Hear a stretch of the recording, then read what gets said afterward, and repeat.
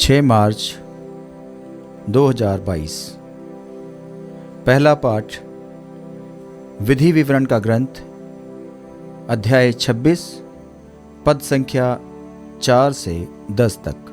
याजक तुम्हारे हाथ से टोकरी लेकर उसे तुम्हारे प्रभु ईश्वर की वेदी के सामने रख देगा।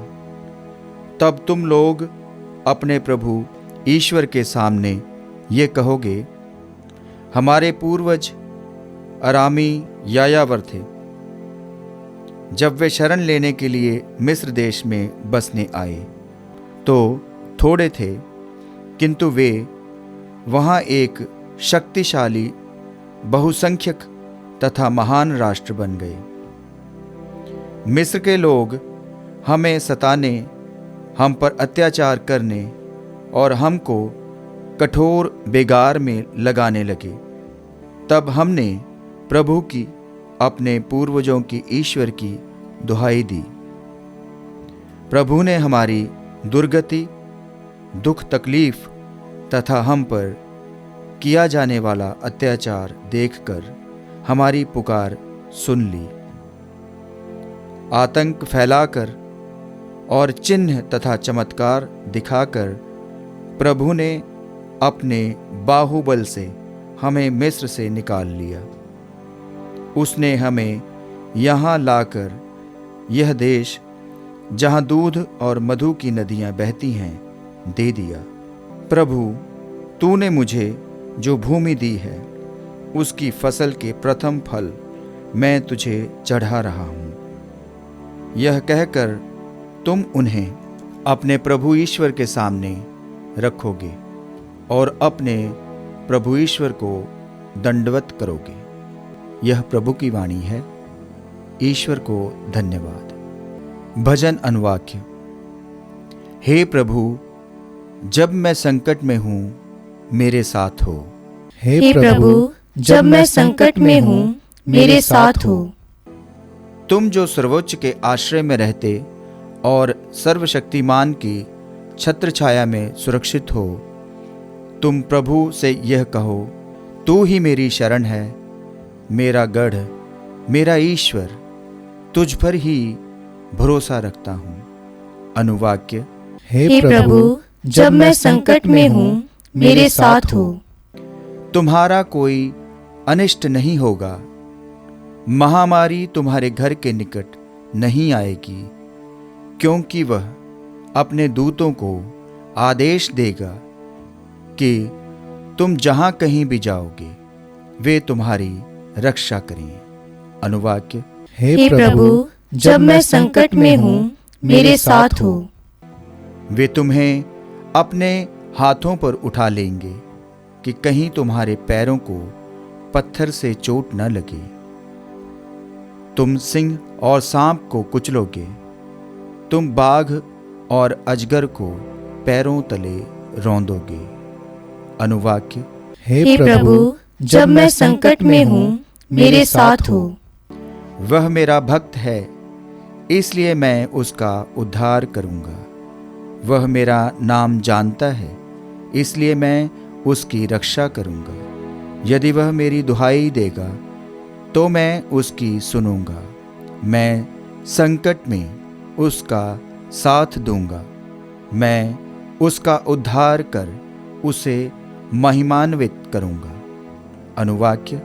हे प्रभु, जब मैं संकट में हूँ मेरे साथ हो।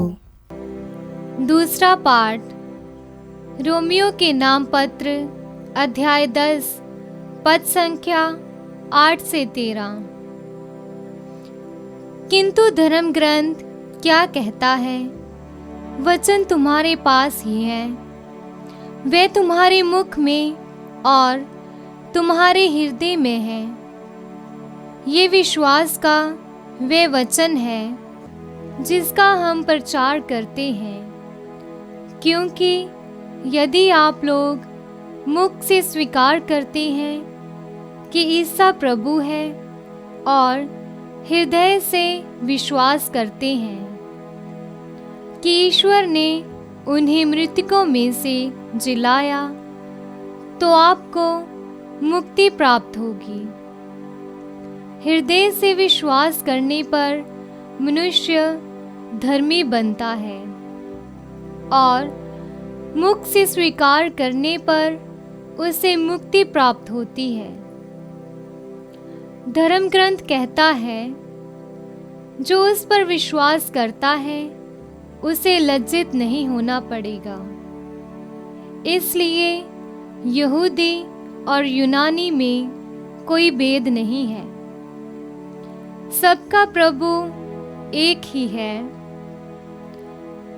वे उन सब के प्रति उद्धार है जो उसकी दुहाई देते हैं, क्योंकि जो प्रभु के नाम की दुहाई देगा उसे मुक्ति प्राप्त होगी। ये प्रभु की वाणी है। ईश्वर को धन्यवाद। जय घोष। ए मसीहा, तेरी महिमा और स्तुति हो। मनुष्य रोटी से नहीं जीता, वे ईश्वर के मुख से निकलने वाले हर एक शब्द से जीता है। संत लूकस द्वारा रचित सुसमाचार अध्याय 4 पद संख्या 1 से 13 तक। ईसा पवित्र आत्मा से परिपूर्ण होकर यरदन के तट से लौटे। उस समय आत्मा उन्हें निर्जन प्रदेश ले चला। वह 40 दिन वहां रहे और शैतान ने उनकी परीक्षा ली। ईसा ने उन दिनों कुछ भी नहीं खाया और इसके बाद उन्हें भूख लगी। तब शैतान ने उनसे कहा, यदि आप ईश्वर के पुत्र हैं तो इस पत्थर से कह दीजिए कि यह रोटी बन जाए। परंतु ईसा ने उत्तर दिया, मनुष्य रोटी से नहीं जीता है। फिर शैतान उन्हें ऊपर उठा ले गया और क्षण भर में संसार के सभी राज्य दिखाकर बोला, मैं आपको इन सभी राज्यों का अधिकार और इनका वैभव दे दूंगा। यह सब मुझे दे दिया गया है और मैं जिसको चाहता हूं उसको यह देता हूं। यदि आप मेरी आराधना करें तो यह सब आपको मिल जाएगा। पर ईसा ने उसे उत्तर दिया, लिखा है, अपने प्रभु ईश्वर की आराधना करो और केवल उसी की सेवा करो।